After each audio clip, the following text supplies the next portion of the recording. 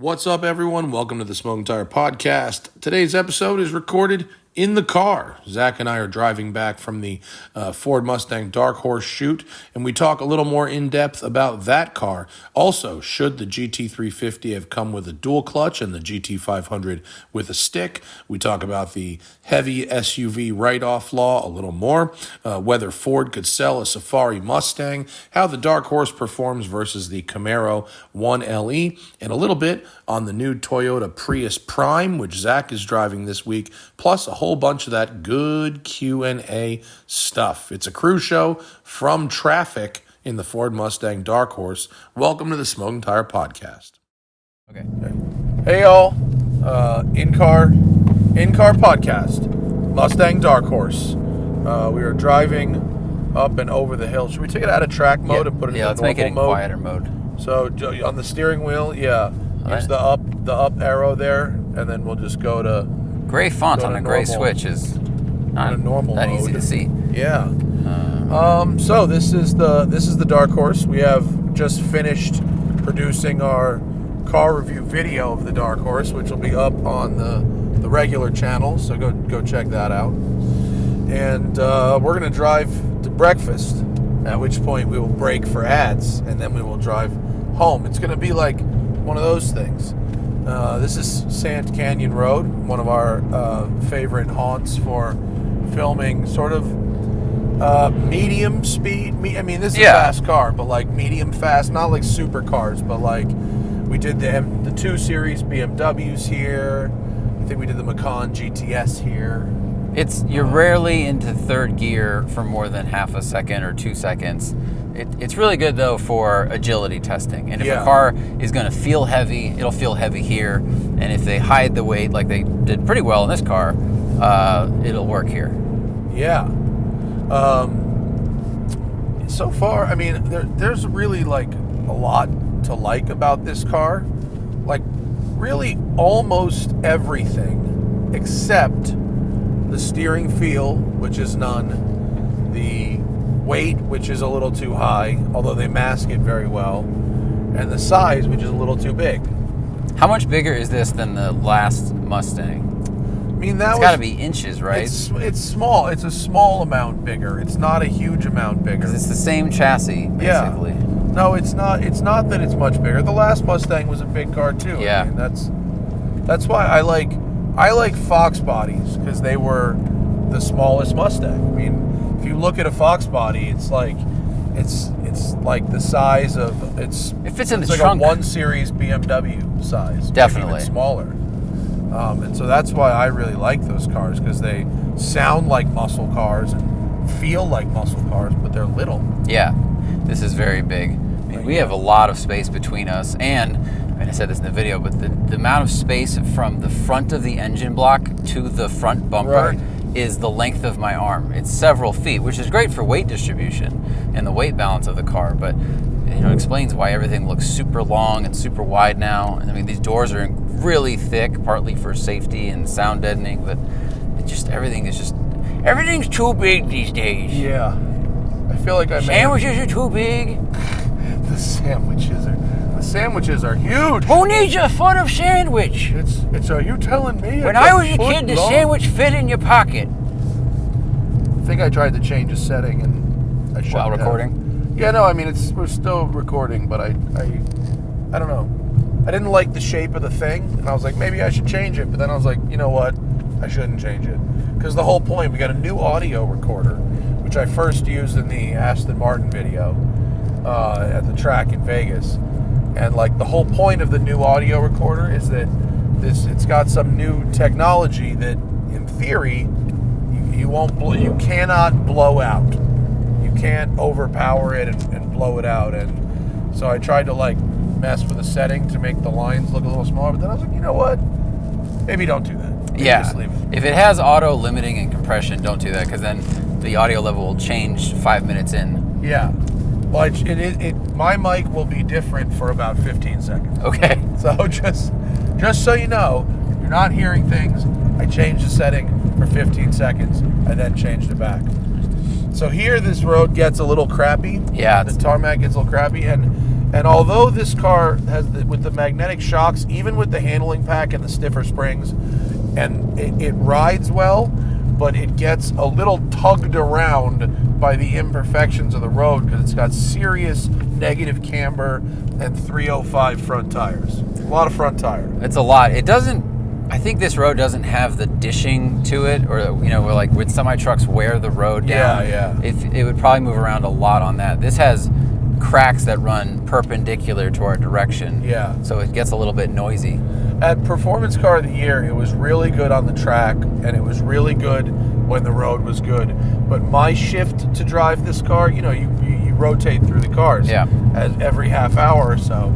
And I ended up driving this car on the bumpiest fucking road, and it was rough. It really beat me up. And then my next shift was in the Storado, the Lambo Storado, on the same bumpy road. And I was like, oh God, this is amazing. It just floated over everything. Oh, so great. Man. There's like no better car for a bumpy road than a Storado. It's even better than a Dakar. It's too bad. I mean, they're a limited run of Strada, right? There's never going to be a second press launch for that car, will there?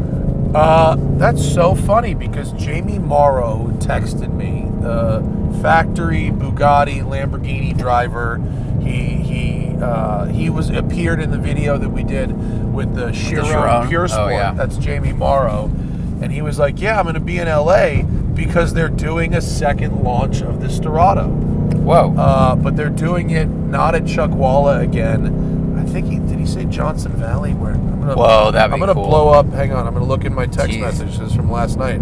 Johnson Where are Valley, they doing it? Which probably one of the dry lakes up by Barstow. Okay, Dry Lake, yeah. Because Johnson Valley, I mean, I was there for the ZR2 launch, which go watch that video if you want to watch me crap my pants with an engineer in the passenger seat. There's the lake bed spot, and then after that, it's just bumpy everywhere. Yeah. So, I mean, Storado would be awesome out there on the right lake bed, though. Yeah. That'd be fun. Yeah, well, I mean, they'll probably make some kind of a track on the dry lake bed that you can just rip, super hard. You don't need a Storado to drive on a dry lake bed. You could drift anything. You could, but it won't sound as good, and it won't be as fun. Yeah. But I hope I didn't just blow up Lamborghini's spot by saying that. But if I did, I'm sorry. But someone's going to get to drive a Storado again. There were a lot of toy haulers coming out of Johnson Valley on Thanksgiving weekend. Yeah, I was in bumper to bumper with a lot of them. When I was fun stuff in Tennessee, UTVs are street legal. So there's people, there's fools just like rolling around Pigeon Forge in their UTV like in traffic. It's They're not just using it as a car. Comfortable though. No, I mean, we weird. drove one. It rides nice, but it's loud. If there's a bee problem near you, you're going to experience it. Well, it was cold and raining. But when you were there in Pigeon Forge? Oh, I didn't know that. Okay. Yeah, it was cold. That's not good. Not ideal. No. But I think I think it's a popular spot to like RV. So people take their RV and tow their UTV. The UTV is the tender. Rather than towing a car, and they just use it to get into town. Or that makes sense. And if you had to drive around town there, and your choices were your Super Duty tow vehicle, or a and UTV. the UTV is easier to park. Totally. This thing, I mean, this little section here where the road gets tight, this car feels enormous. Yeah, it fills the road. It's really wide. It's just a big car. Yeah. And it's like same thing as, it was the same with the last gen Mustang. Like, I feel like they put the body on and then like stick an air pump in it and go and like blow it up, compared to Porsche or a Miata is a bad comparison because it's such a small little roadster, but like other cars where they try to shrink the body around the powertrain. Oh, someone hit the wall right there. Well, some of that, I mean, because the 911's gotten a lot bigger, it's significantly wider with 992 than 991, but I think the sight lines is where, even if a car is bigger, if you can improve the sight lines, it doesn't feel as big. Whereas this, it's like this vast plateau until the front bumper drops off. Dude, the hood, none of the 2024 GTs, I don't really like the view across the hood. It's just a big, flat, expansive hood. True. It's very, very flat. I like the profile view. I think they did a nice job with the updated lights on this. There are a lot of people in my Instagram comments that do not like how this car looks. I think why? I don't know. They don't like the little eyeshadow on the bumper, under the headlights, that black accent piece. Oh, which is specific to the Dark Horse, I think. That's the Gronkowski. That's the eyeliner. The football players, they have the war paint on the... Right. What is that supposed to do? Is that supposed to draw light away from your eyes? I think, yeah, it's supposed to reflect light away or something like that. I've never thought my own cheeks were a problem. Well, why wouldn't you just put glitter? Because that would reflect it more. That would be... I mean, yeah, they should have black glitter and really fashion it up. I've never thought about... I mean, I thought they did it to look tough. I'm sure it has some kind of function, but is it possible to draw light, to bend light with a bit of black paint? I think you can only bend light with mass, although technically any mass would bend light slightly, but like a black hole is needed, so I don't think it does that. I don't think those are black holes. We'd have to look it up. This is a cool little section here. It's a nice rhythm section. Yeah. And I mean, we talked about it in the video. Like, if you, I don't want to review the car again because we just did it. So go watch the video. But this is a very fun road. But this road is this side of this road is great for small cars, for minis, for Miatas. Like FRSs. The FRS was really great good here. Mustang is definitely too big to take advantage of this road. There's other roads that you can use it on just fine, but I like that it's roomy. I mean, I said it in the video, but I like that if you're going to do digital dash, at least the Mustang, possibly better than any other car I've been in, takes advantage of that medium. Meaning you can configure it how you want it to look. You can show the gauges and information that you want to show in a straightforward way. You can choose 5 different gauge clusters that fit your sight lines and your vibe, however you want. You can really configure it in a way that works for you. I don't know how well it's going to hold up over time, but... I wonder if we'll ever get to a phase... This is regular mode. How about quiet? Is there a quiet mode? That's quiet mode now. Oh, nice. I wonder if we'll get to a phase where we, the owner, could move gauges around or shrink them, expand them. Yeah. And it can still send the information. The screen would be so dynamic and adjustable. I mean, that would be cool, because one of the problems I have with some of these digital gauge clusters, particularly the new Cayenne that I just drove in Tennessee, when I put the steering wheel where I want it, it blocks the top half of the gauges. And because it's no longer, when it was a full needle, my brain could put together, if I only saw the inner half of the needle, my brain could put together where it was pointed. But with the digital gauge, it only shows the rim. And so if the steering wheel blocks it, I can't see anything.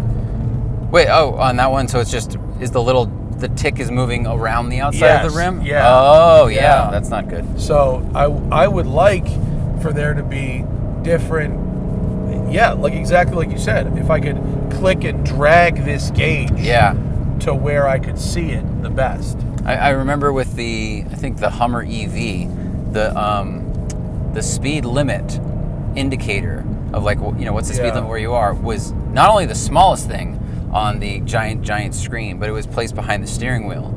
And it's just stuff like that where you could customize the layout for your height and everything. Yeah. And that way, that's funny. I thought you were about to tell me something that the Hummer did well, and then it was like, no, you were telling me something the Hummer was bad at. Okay, I guess it off-roaded well, but I didn't get to drive it, which was stupid. It's very fast. It accelerates fast. It uses lithium really well. Yeah. Astronomical rate. Actually, that thing handled in canyon roads so much better than basically any pickup truck I've driven because of the rear steer. Yeah. It was alarming how quick you could go and how composed something so big felt. Yeah. Well, rear steer works. I mean, it just works. Every time we come down this side of the mountain, I remember how good the lower half of and this road we always forget to film down here. I think we did some of the M2 BMW down here. Yeah. Well, the upper part was tighter, which is kind of a good test for the handling of this car. This is just faster. Yeah, this is fast sweepers. We also Zach got the Prius for this week, and I've been really excited to get the Prius. I'm driving it on vacation next week, although by the time you hear this podcast, I'll probably be down there driving it. You'll probably see Instagram photos of a Prius in Miami. But I drove it up here this morning because Zach needed some dark horse seat time. Man, that thing is pretty sweet. It really is. I'm kind of into it. It really is. It rides really good, right? It does. It has a better ride than my Ford. Yeah, it's true. It has good seats. I like that it has like a tiny little steering wheel. The steering wheel's so small. The steering wheel's real when little. I got in it after this, and I went, wait, what? It's got to be an inch or two. It's got like a Cheech and Chong's tiny steering wheel. It feels so strange when you get out of a car like this into that thing. Yeah. And also, it's got so many buttons, real buttons. A lot of buttons. Climate control, real buttons. Seat heaters, the drive and coolers. modes, the seat heated and cooled. I'm kind of stoked on that Prius. It has the rear view screen, not just a mirror, because the rear visibility in that is not as good as, what was it, the first Prius that had the really big glass hatch? Yeah. And now it's a really long car, so you kind of have that turret view out the back, but then you flip the thing, and it's like the... I didn't realize it had the camera. Yeah, it's like GM's tech. It's got the camera. You had left it set to mirror, and so I thought that was just a mirror. Yeah, I didn't notice it was until I tried to adjust it, and I went, oh. Yeah, I discovered it. Camera. It's really nice. Yeah. Quiet inside. And it doesn't have a ton of power, but it's enough for every day for sure. For a normal car, and I think in the 0 to 60 they shaved like a second and a half from the last one. I think it's like in the 7s. Yeah. Well, the last one was like totally 9s. fine. Totally fine. It did run out of battery before we got to this road, so when I was following you up the hill, the engine was working as hard as it could possibly work, plus overtime, and it was just. And it was not fast accelerating uphill, but as a car to get around in. Well, and also that's a pretty unique situation where we're driving it 45 miles away from home and then up a mountain. Most days, because that's a prime. So most days, we would start with a full charge. Right. And you could, if you were driving up a mountain, it has charge hold mode, which I didn't really use. So like you could get on the highway if you were going far and put it in battery hold mode, and it will keep that charge. Right. And then you gotta like you don't have to think as much as if you were having to plan for public EV chargers. That's a whole different thing. But if you want to like optimize how it drives for different situations, you do have to think a little bit ahead. But the great thing is if you don't think ahead, you just put gas in it. You could also just do that. Like if you mess up and you forget about it, it'll still work. Yeah. And the thing has the total range is like 600 miles. It's some ridiculous number. Yeah. I'm into it, man. I've been singing the praises of plug-in hybrids to anyone who will ask. And that in the last week, 2 different people have been shopping for cars. And they're like, yeah, I was thinking about EV, but what's the deal with the hybrid? And you just explain the merit, and they go, oh, yeah, that makes sense. Yeah. This is the California Polo Club we're passing. If you ever thought that was a thing in California, that people still play polo. Apparently they do. I'd like to watch some polo, maybe. Yeah, I've never seen one. I've never seen a match, even on YouTube.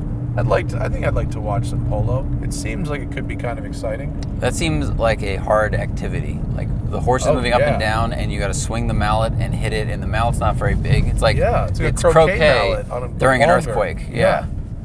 That's crazy stuff.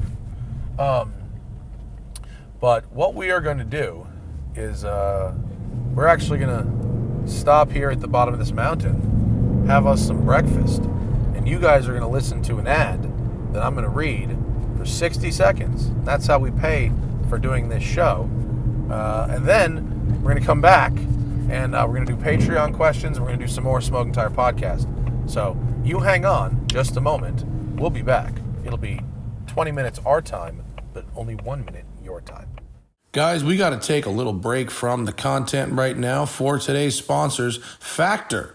You know about Factor. I talk about Factor all the time. One of the hardest parts of my day is planning meals. Maybe you feel the same way. The holiday season is coming. It's super busy, and you're looking for nutritious, flavorful meals to fuel you on those jam-packed days. For me, it's about a morning shoot, driving back, and having to get back to work, not making time for those meals, but maybe you can relate in one way or another. That's why I love Factor. You can forget about meal prepping, forget about shopping, forget about fast food, and get Factor's fresh, never frozen meals delivered directly to your door. They're ready in just 2 minutes. All you have to do is heat and enjoy. You can treat yourself to high-quality, delicious meals over the holidays. Choose from 35 or more crafted meals every week that support a healthy lifestyle and meet your meal preferences, whether it's calorie smart, vegan and veggie, protein plus, or more wholesome options. This December, you can get Factor and enjoy eating well without the hassle. Just choose those meals and enjoy fresh, flavor-packed meals delivered directly to your door. They're ready in just 2 minutes. No prep, no mess. I love their pastas. I love their meats. The vegetables are good. Even when you microwave them, the vegetables still retain some of that crunch. They don't get super mushy. It's a great, quick, healthy option that can keep you eating on schedule without getting those hunger pangs or making bad decisions. Head over to factormeals.com/tire50 and use code tire50 to get 50% off. I know it can be a little confusing, but you got to use that tire50 at factormeals.com/tire50 to get 50% off. We're also brought to you today by Game Time. You guys know about Game Time. You've heard me talk about it a whole bunch. It is the best place to get stress-free tickets for anything that needs tickets. Your next big event? Don't worry, get Game Time. It's the fastest and easiest way to buy tickets for all the sports, music, comedy, and theater events near you. They've got killer last-minute deals, all-in prices, views from your seats, and the best price guarantee. Game Time takes the guesswork out of buying tickets. All you've got to do is head to that Game Time app, right? Search for the events you want, and then you can use the seat map and the view from your seat to see how those seats are going to be. The price has got a lowest price guarantee, event cancellation protection, and job loss protection, so you can get those tickets worry-free. And they've got tickets right up to the start of the event, even up to an hour after the event starts. It's the best place to find last-minute seats. There's exclusive flash deals. There's sponsored deals on tickets for football, basketball, baseball, concerts, etc. There's zone deals where you pick the section and Game Time can pick the seats for big-time savings. If you're flexible on that, you're factoring in your price versus picking the exact chair in the stadium. And that Game Time guarantee means you'll always get the best price. If you find tickets in the same section and row for less, Game Time will credit you 110% of the difference. So take the guesswork out of buying tickets with Game Time. Just download the Game Time app and create an account. Use code SMOKINGTIRE, SMOKINGTIRE, for $20 off your first purchase. Terms apply. Again, just create an account and redeem code SMOKINGTIRE, SMOKINGTIRE, for $20 off. Download Game Time today. Last minute tickets, lowest price, guaranteed. And now, back to the show. Well, people, hope you enjoyed those ads. We enjoyed our breakfast at the Ranchside Cafe in Pacoima. We've been eating at this restaurant for, 4 years now? I mean, a long time, right, Zach? Yeah, right. And there we go, Ranchside Cafe. And I think it's Pacoima. It's on Osborne.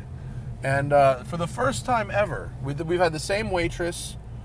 They're lovely. It's like a little diner, but they also have Mexican and interestingly Ethiopian food. So good. Which is super interesting.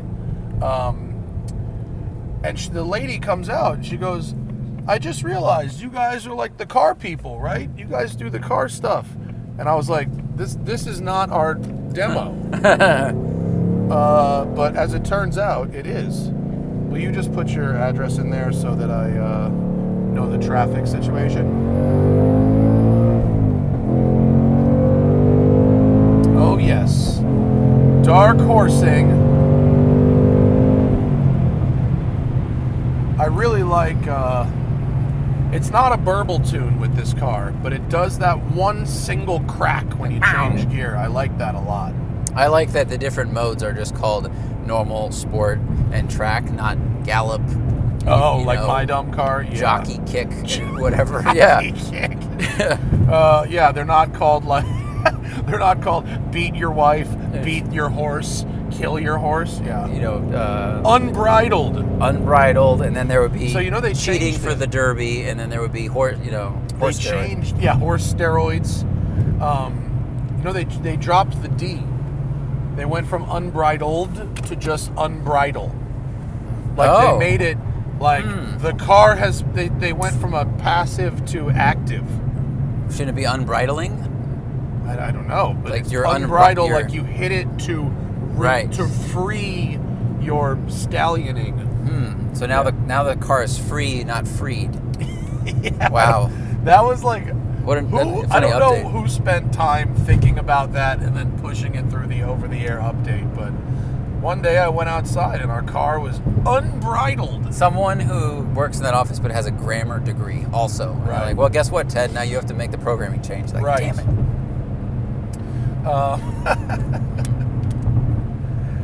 But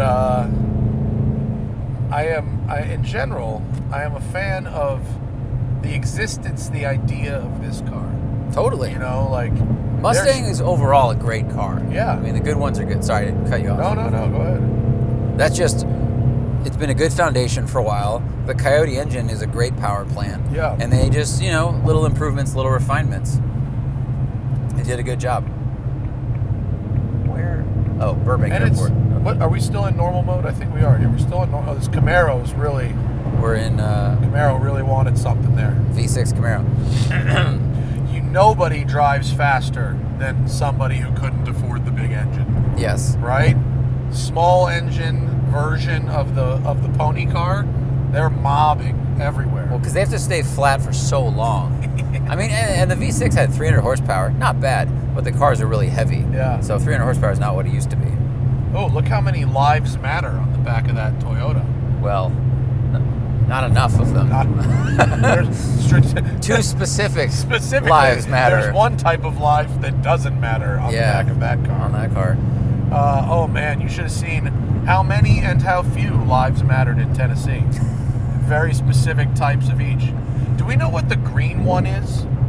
Is that Earth Matters? No, I think it would be military, maybe. Oh, probably. I don't know. Right. Let me look. Right. Military lives probably matter. Like a badge, my friend. But that is state-sanctioned sociopathy. I would just be an investment banker. That way I get a boat. Yeah, then you could fully Patrick Bateman the thing. Right. That's a nice-looking M3 there until you get to the front. Back, side... Profile, not bad. That G-Series M3 looks great until you get to the front. What do you think our traffic situation today looks like? 45 minutes, 20 miles. So that's about normal. That's a standard traffic. We'll hit it going over the hill. But does the Patreon have anything to offer us in this particular podcast? Yes, we have about 15 questions. Are they all about hunting iguanas in Florida? Because that's what I'm doing next week. Only 7 of them are. Okay. One is from an iguana. What do you want to do? I plan on whipping the iguanas from horseback. That's how it's like polo for the iguanas. Okay. Prashant says, bouncy. Well, he's also wrong. That's a bucking bronco. He's also wrong. Well, Prashant says, considering we are in the 3rd generation of the Coyote motor, we're in the 4th actually with this car, do you think Ford has created the perfect V8 for the Mustang? The perfect V8 for the Mustang. Well, I would say that if they had managed to build a flat plane engine that could hold itself together a little better than the one they did build, that might have been the perfect V8 engine for the Mustang. I think if it was, and we're in dreamland now, so Ford, don't get too upset. If the engine could be physically smaller, because it's a pretty big engine, yeah. So that's why it hasn't been swapped as much as the LS engine. If it was physically a smaller engine, then maybe the car could be a little bit smaller, or you could just put it in other cars. Right. Because I like the power I like the power band, and it's a really reliable engine. It takes boost really well. It's a really nice engine. It's nice to use. It feels refined. It feels powerful. It's known for durability, like Zach said. It can take boost. Our friend Matt D'Andrea, Motorator Matt. Yep. He has a Mach 1 that has a prototype set. I don't remember the company, but it is a carb legal twin turbo kit. Ooh. That is making like 680 at the wheels. And it's stock bottom end? Do you know? Yeah, I don't know. Well, because we've driven cars Probably, like the Roush cars, probably. and I drove that Roush truck. They all had stock bottom end and pushing 650 horsepower. Yeah. And this has upgraded con rods and a different cam and stuff, so it might take boost even more. Yeah. Or even better. We're gonna get perfect. I was gonna say I was waiting for an opening for the carpool lane because we were coming up on some traffic. We want to be okay. So here's where this comes into play. For those of you watching the video version, my driver's side wheels are on one type of concrete. My passenger side wheels are on another type of concrete, and that's sort of dragging the front end around a little bit as they have sort of different levels of adhesion. Yeah. Well, also the squiggle the lines on the concrete. My car does that on the I-10, and my car is running, I think, 2.3 degrees of negative camber. Kind of aggressive, but I like it. So that contributes to that. Woo. Ford has done a very nice job with the programming of the magnetic shocks on this. These are really, really good.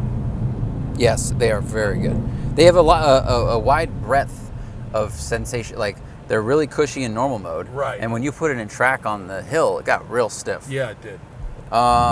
Tim A says, when you reviewed the GT500, you mentioned how the DCT transformed the Mustang into a higher class of performance vehicles. I did say that. How would the Tremec DCT pair with the NA V8 Mustang?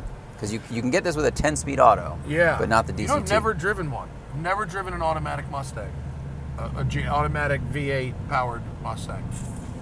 Like, I don't know if I don't know if I've ever driven an automatic V8 powered Mustang.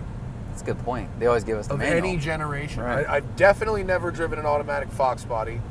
Oh, I might have at one point driven an automatic like SN95, maybe in high school, because this girl I went to high school with had a convertible that was actually really nice that she really liked. Wait, were the Hertz Mustangs? We had one auto. for drive one. Those were auto, right? Auto. We had one in 2016. Yeah. But I don't think I've ever driven an automatic Mustang literally since high school. I mean, except the GT500. That's the only one. But I remember saying also in that video about the GT500, what that patron said is correct. I do think the dual clutch does transform the car into a higher class of vehicle. But I also thought it would be really interesting if there was a GT350 with that dual clutch and then a GT500 with the manual also. Like if you could get both with both gearboxes. I actually think a 350R with that dual clutch would be extremely rad. Yeah, because then you have the special engine and the special transmission. But I'm not sure the DCT has the capability to handle the revs of the GT350. I'm speculating. I don't know. Because it's also in the MC20. It's also in the Corvette. It's in the Z06. Yeah, that revs to what? It's set up as a transaxle in the Z06. But what does it rev to in that? 8? I want to say it's 8.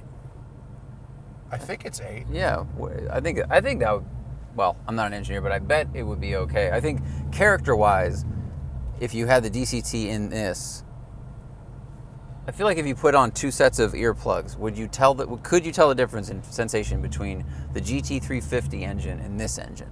If they have the same transmission. You can? Less torque down low? The 350 engine had like a lighter, a freer rev. Okay, rev quicker. You could tell a little bit different. Yeah, I mean, you could probably get there by modifying the flywheel, and there's other stuff I'm sure you could do to get that. But I think it did have a slightly different feel on top of just the different sound. I think if they put a DCT in this, it would be popular, but now automatics have gotten so good that it's not as necessary as it used to be. Like the people that want to be able to paddle shift and want quick enough downshifts and fast upshifts, you can get that with automatics now. So it wouldn't make as big a difference as it would have like 5 years ago, maybe 8 years ago. But for the kind of money they want for the 500, it makes sense to have an upgraded gearbox. You know, and have it be a little more special. And I do like that car a lot. But how interesting is it, sidebar, about this Dark Horse? How many manufacturers do you know that don't just offer a manual, but that offer 2 different manuals? Oh, in the same platform. In the same platform. The only one I can think of is Porsche, and that's because they use the old 6-speed for the GT3 and then the 7-speed for the Carreras. Yeah, that's a good point. Like, and those cars are way more expensive than this, but like, I don't think there's any other cars. That was a kit. Went by the other way. That was a kit Firebird, like a Knight Rider. Oh float, boy, yeah. Just went by the other way. It was I a wonder kit if car. that one is still floating around on Turo. Guys, we got to take one more break from the action for Prize Picks. What is Prize Picks? You should know by now. I talk about it every week. It's the largest daily fantasy sports platform in North America. It's the easiest and most exciting way to play daily fantasy sports. It's just you against the numbers. Instead of battling thousands of other players, including pros, sharks, you pick more than or less than on 2 through 6 player stat projections and watch the winnings roll in, right? Prize Picks projects the stats. You choose 2 to 6 players, and then you pick more or less. That's it. With the basketball seasons here, you can now pick combo projections across football and basketball from the Specials League, a league created specifically for combo projections that includes 2 or more players from different sports or leagues. For example, LeBron James and Travis Kelce at a 10.5 combo of 3 points made and receptions. If you want to play alongside some of Prize Picks' favorite players like rapper Meek Mill and comedian Andrew Schultz, you can now find community plays under the promos tab of the app to view entries for some of the biggest names in the Prize Picks community each week. Prize Picks even does a reboot policy so that your entries stay in play even if one of your players gets injured. For football and basketball games, if you have a player who exits the game in the first half and does not return in the second half, that player is rebooted. Prize Picks is the only daily fantasy sports platform with an injury insurance policy. So go to prizepicks.com/tire and use code TIRE for a first deposit match up to $100. That's prizepicks.com/tire and use code TIRE for a first deposit match up to $100. Prize Picks is daily fantasy sports made easy. And lastly, one of my favorite sponsors ever, Straight Up Meat. Omaha Steaks, 'tis the season to send that meat, baby. Buy it for yourself, buy it for someone else, buy it for someone you love, buy it for someone who's going to cook it for you. I love Omaha Steaks. It's delicious, it's fresh, you thaw it and you cook it, you're good to go. The quality, convenience, everything you need to deliver an unforgettable holiday gift experience this holiday season. Man, let Omaha Steaks take the guesswork out of gifting. Shop these carefully curated gift packages guaranteed to make spirits bright all winter long. We've got a huge sale going on at Omaha Steaks. So go to omahasteaks.com, right? Use promo code TIRE. Get extra $30 off your purchase and take advantage of 50% off site-wide, right? When you use promo code TIRE, an additional 30% off. Send tender, juicy, butcher-cut filet mignons, mouth-watering burgers, gourmet jumbo franks, even easy to prepare complete meals, even desserts, chickens, you name it. If it's meat or tasty, Omaha Steaks has got it. They're ready to ship your order right away, so shop early and beat out the shipping rush. Go to omahasteaks.com, use promo code TIRE, take advantage of that 50% off site-wide and an extra $30 off. Omaha Steaks, it's a gift from the heart and a gift that will be remembered every unforgettable bite. Order with complete confidence today, knowing you're ordering the very best. A minimum order may be required, but go to omahasteaks.com, get 50% off site-wide, plus promo code TIRE at checkout to get that extra $30 off your order. And now, back to the show. A Maserati MC just went by, the Gran Turismo MC. I saw a Ghibli on the way up this morning, which I was surprised to see. Just a current Ghibli? Yeah, just surprised to see it out and about. Oh, they're out. There's a little 65 Mustang They're going not the other good. way, too. Um, But yeah, all right. Okay. What else we got? Thomas Wilkes, it's about time to typical replace LA my traffic. wife's piece of crap Tucson. Should he get a CRV, a CX-50, Mazda, or the RAV4? He's buying new, mid-level trim, doesn't need all-wheel drive, has a kid, hour-long commute. To me, all of those cars are 100% interchangeable. I agree. And it's not like they're all just like, they're all fine. They'll all do the same job. Like that would literally come down to like, I like the buttons on this one, or I like the, right? Like what does any one of those cars do differently than the others? I think the Mazda looks better on the outside, but otherwise, yes. If you can get in all of them and interact with the screens, because that will really be the decider. And maybe if you're going to own it for a long time, you could look up consumer reports and see if there's any kind of difference there, although Honda and Toyota, like both of those should last forever. But that's a good point. You should get in and hit the buttons. That's a perfect scenario. Like, those cars are fundamentally interchangeable. Yep. In the ways that like we could help you with. Like, and having said that, I've basically only been like passengers in Ubers in those, and we drove the RAV4 TRD for the right, what do you call it? Or eBay thing. Right. eBay thing. But other than that, like, they offer a similar amount of features, a similar level of fuel efficiency, similar dynamics. There's little stuff like, you know, if I love a car, like when I brought the EV6 home, GT, and I was like, Hannah's gonna love this car. She's gonna want it.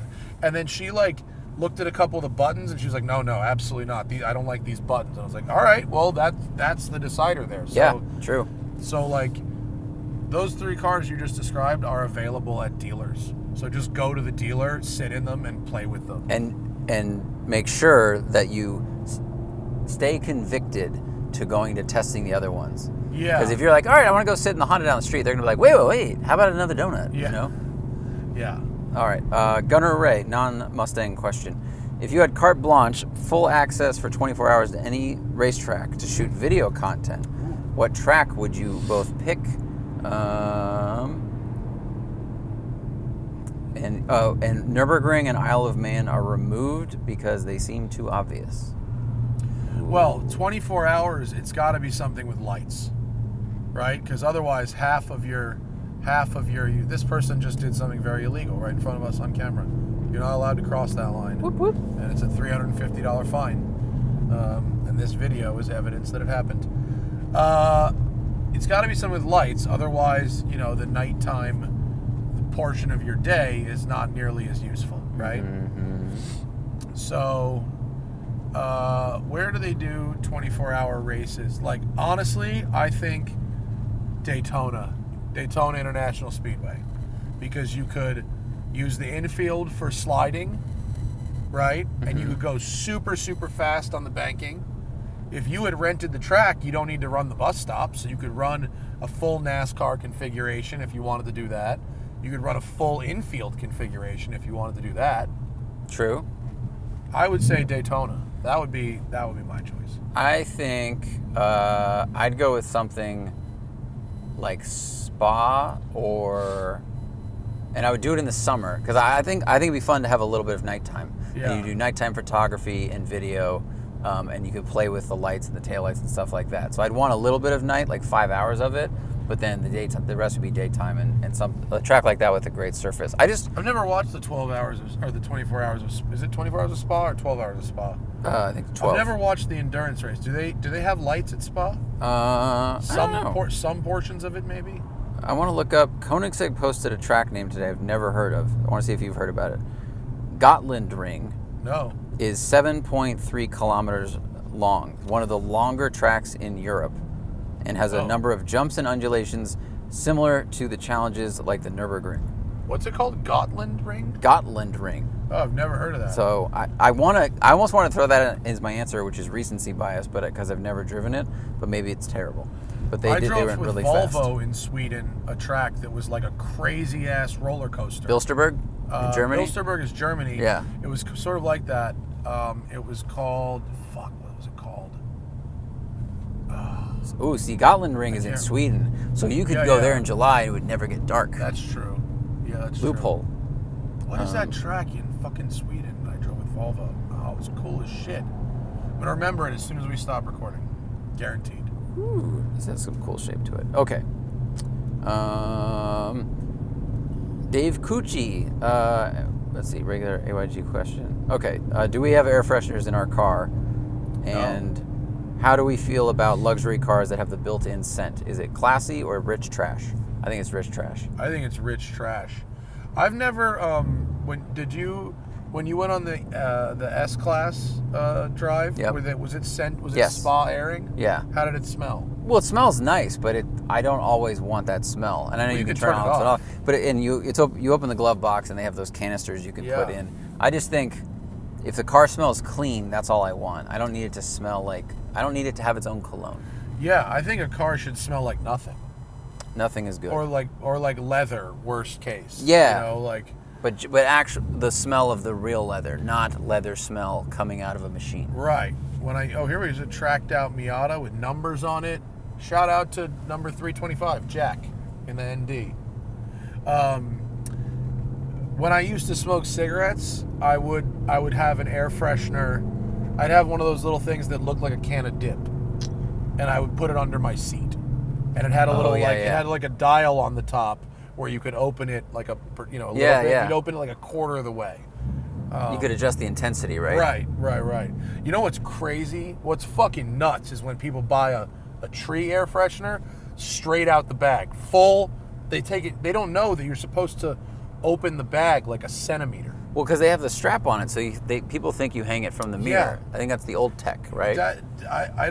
I think the strap is misleading, but you're definitely, if you take an air freshener, a tree one, full out of the bag, holy shit, you're gonna fucking knock people. It's like chloroform. Well, it depends on people right out with that. Maybe the person has a smell issue, or they're transporting Mexican food, and the car smells a lot. Yeah. I mean, food sticks to cars. I used to fucking rock the Ozium back in the day when it was blunt rides.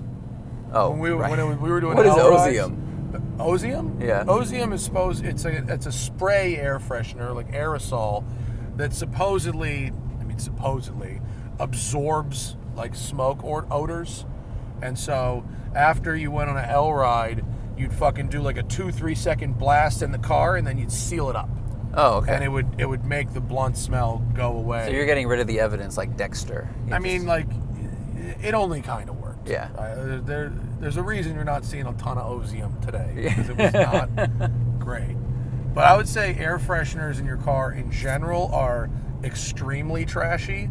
And if you need an air freshener in your car, you probably need to get your car fully detailed and shampooed, and then you won't need an air freshener anymore. That's true. And also maybe check your own self. If your car stinks, it's probably because you stink and you're in your car. Or something on your shoe. Yeah, I mean, there's a bunch of reasons. The thing is, the air freshener is like 50 cents, and a car detail could be like $500. I understand, but if you need the air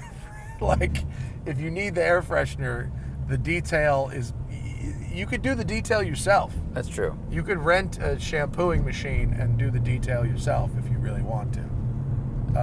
I think the lesson is that cars don't have their own BO. Something has been put in the car, right? A BO has been introduced. Yeah. Did you lower the fan? I did, because it seemed loud, but it is hot. It's hot now. So let's just turn the AC way down. We have low auto fan, but we're using it seems like the AC in this car doesn't get that cold, right? It does feel like that. Like the AC compressor is on, but it just doesn't feel very cold. I mean, it is. It's 72 outside, but it's toasty in here. Yeah, we have it set to 61. Yeah, I feel like it should probably be. Actually, now is the recirc on? Go to recirc. Dual. This guy. Recirc is on. Make Maybe it easier for maybe it. that'll help. I don't know. All right. Mr. Nailhead says, which car collection is better, the Rainbow Cheiks or the Sultan of Brunei's? Oh. I mean, I have to say Sultan of Brunei's, even though I like the Rainbow Cheiks vibe a little more. The Rainbow Cheiks shit is almost all off-road, and the stuff that's on-road is like, he likes big, classic American cars, which is cool. Like, to be in Dubai and rolling around in like a Mark III Continental, like, that's pretty dope. Like, good for him. But the Sultan, why is the fan like off again? I don't know. But the Sultan of Brunei, I mean, as we went through on the Doug show, like, that dude created Bentleys out of like thin air. It's true. That don't exist, and that is extremely awesome. And I think the coolest stuff that the Rainbow Chic has are the cartoonishly large things, which are rad, and I love the imagination, but you can't really use it. Whereas, you know, the Sultan, it's like, he had, 40 different Bentleys, and you could drive all of them. Yeah, I mean, he didn't, but you could. He didn't, but you could. You could drive a different one every day and throw them away. The best Sultan, you know what the best Sultan of Brunei vehicle is, though, right? It's not even a car. It's his brother Jeffrey's yacht, which was called Tits. Seriously. I believe you. A 200-foot yacht named Tits. Wow. Yeah. I mean, you gotta be you have to give so few fucks to call your boat, in an Islamic country. Yeah. To call your boat Tits. Talk about a boat your wife will never see. That is bold, and I like it. That's fun. Yeah. If I ever have a yacht, I think Tits would be a good name. I'm sure my wife would. She'll love it. Be all about it. That we'll know you've gotten divorced if you have that boat. You're like, fuck it. Tyler Northcutt says, is the Dark Horse a better track/canyon carver than a SS1LE? Ooh.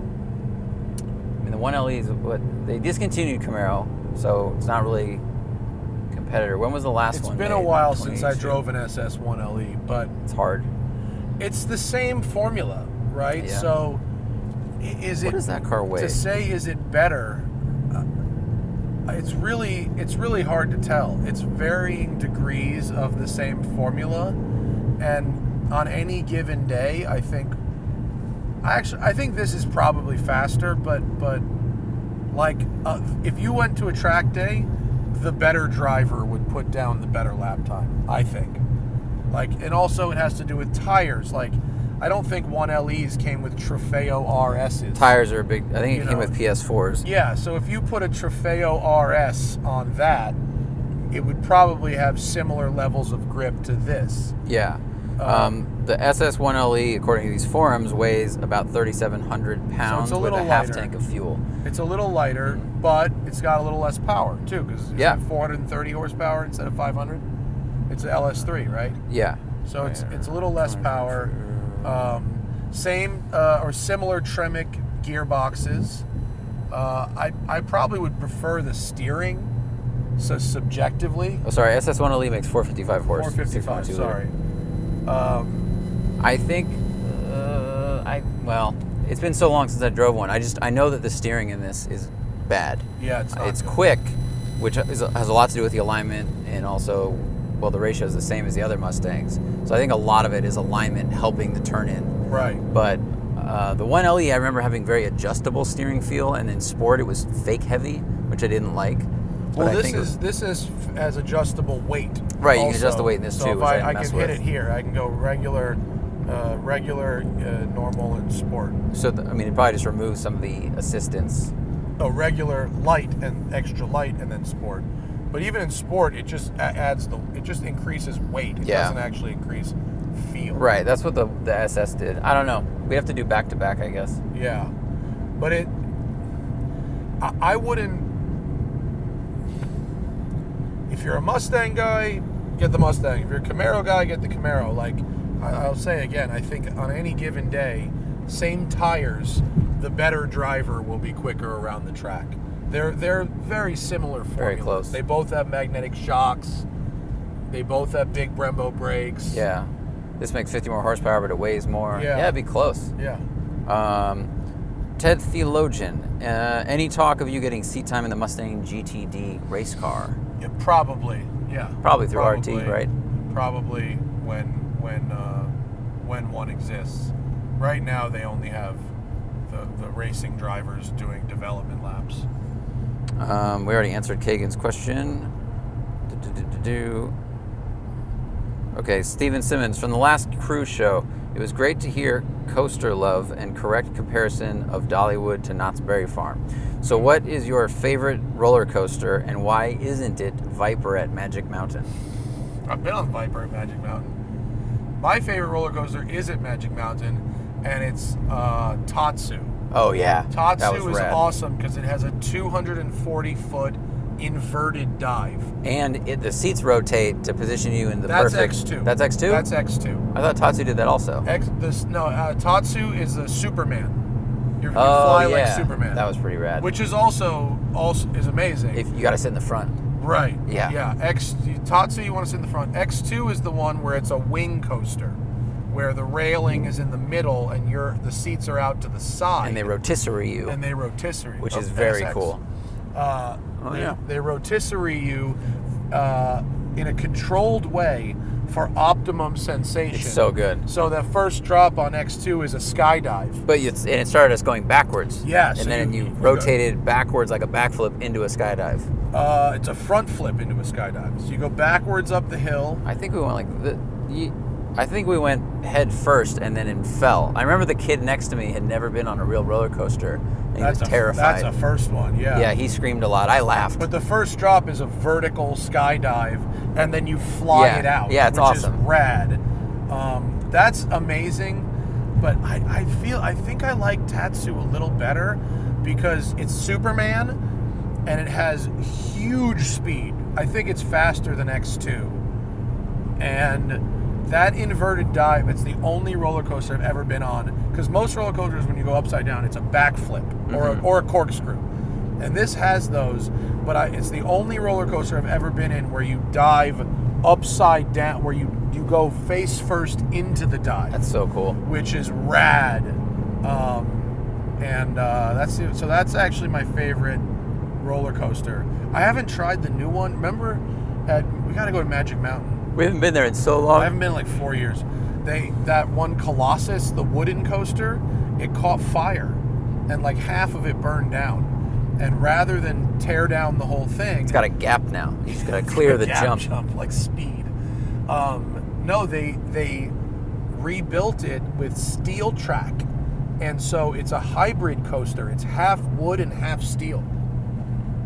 So like it starts as a wood coaster and then becomes a steel coaster. Weird. So it's quieter for half of it because wood's fun because you get a little wet. You can feel the shake. So they've blended the two, which is real crazy. So, but I haven't got to try it yet.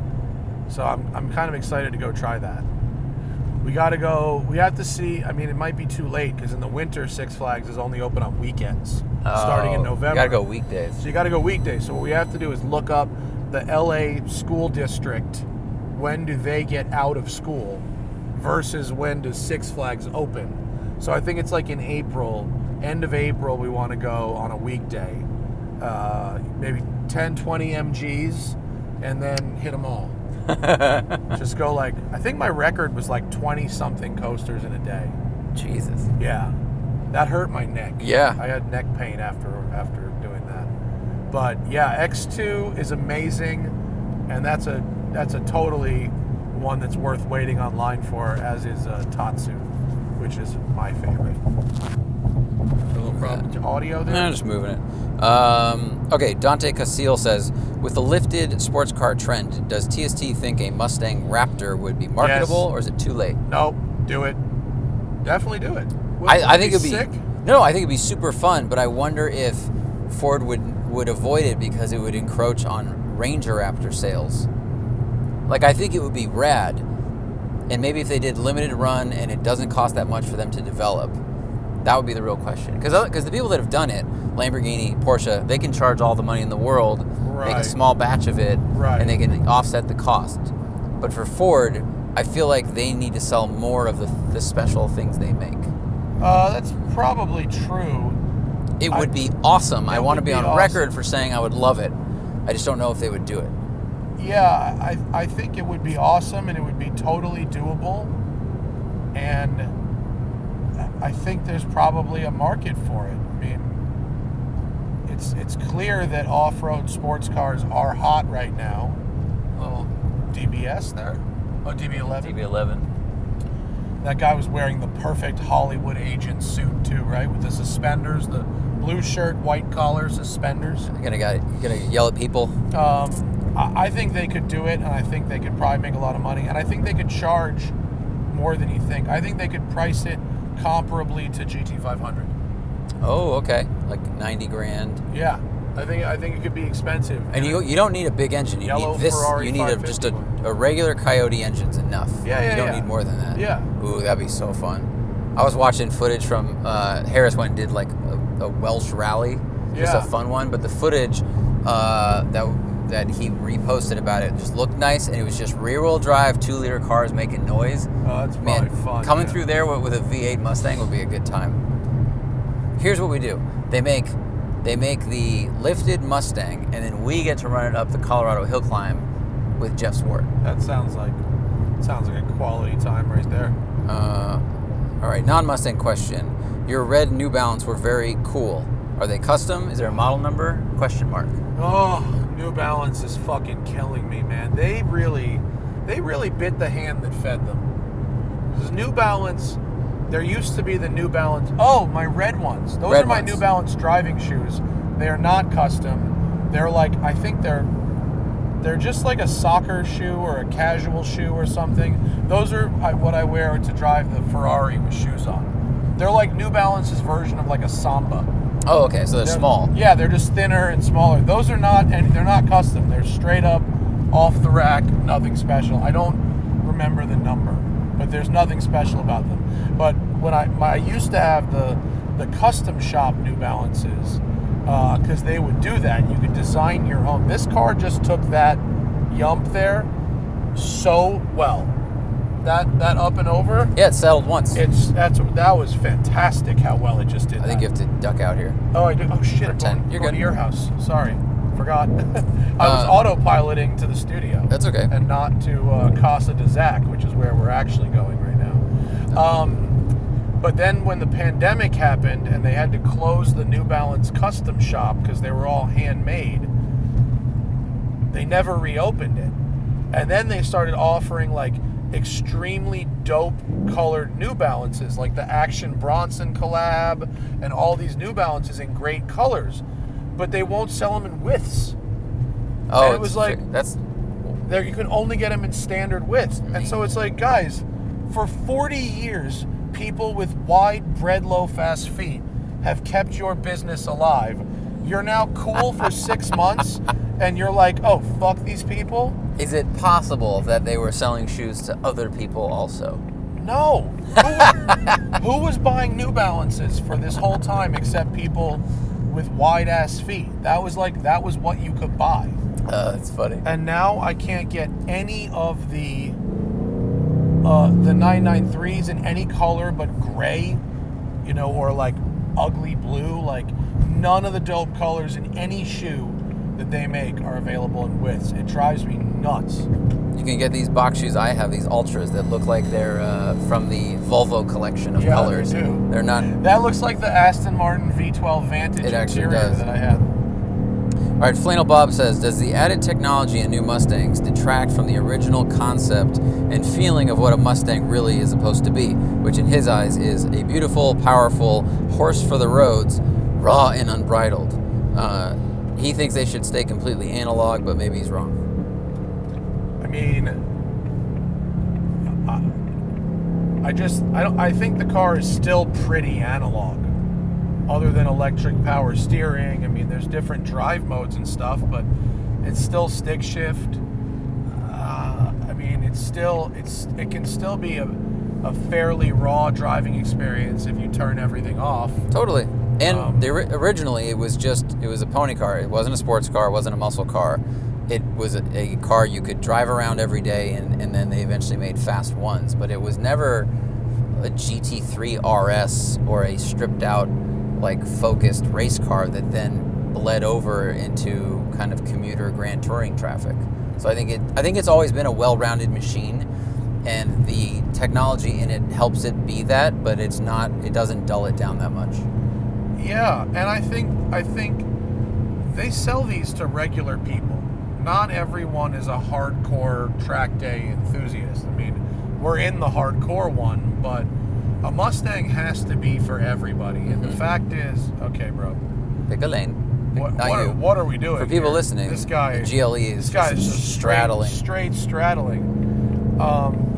These cars have to be daily drivers. They have to be, Hertz rentals. They have to be weekend cars. They have to be drag cars.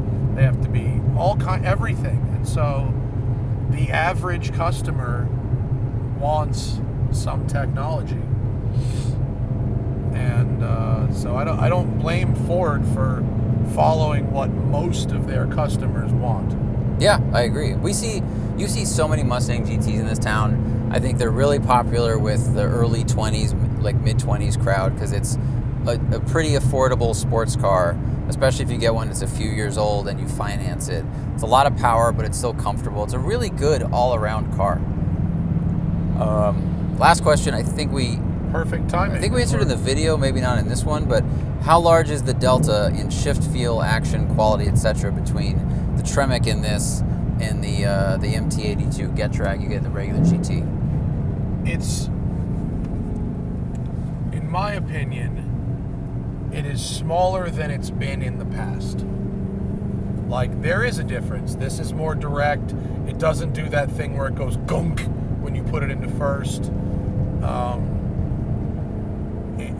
It is better, but in the one PP2 car I drove with the MT82, that had improved massively, whereas this is still kind of the same as it was in the Shelbys, which was great. It was great then, and it's great here. But so it's better, but the delta is shrinking, I think, and that take may not age well if people start blowing up the MT82s. I would hope that Ford Getrag had made some improvements. It did feel all right on the launch, but because I think we've seen there's two different aspects for transmissions. There's durability and there's feel. And Toyota highlighted how you can change the feel of a transmission with the Supra. Right. It's the same transmission as you get in the BMW, but they made it feel like a different transmission. Yeah. Shift action was crisper and easier to use, and it felt like a higher quality piece of machinery. And so this sounds like they've done the same thing. The question with the MT82 is it not only felt weird, but in the past they were having problems with durability issues, like redline lockout stuff. Yeah. So if they've gotten rid of that, and then they've done a pretty good job of upgrading the existing system so it feels pretty good, that's good. That's what we can ask for. Yeah, but I think the improvements in that make it seem a little bit closer together. But the Tremec it's proven. It's great. It is an upgrade for sure. It's nice to have. Nice. Well, that was the end of our Patreon questions. Thank you, Patreon members. Thank you very much. That's our show. Thank you for coming on this commute with us in the Dark Horse. Please go watch our action-packed video over on the YouTube channel, and we'll see you back in the studio for the next one. Bye.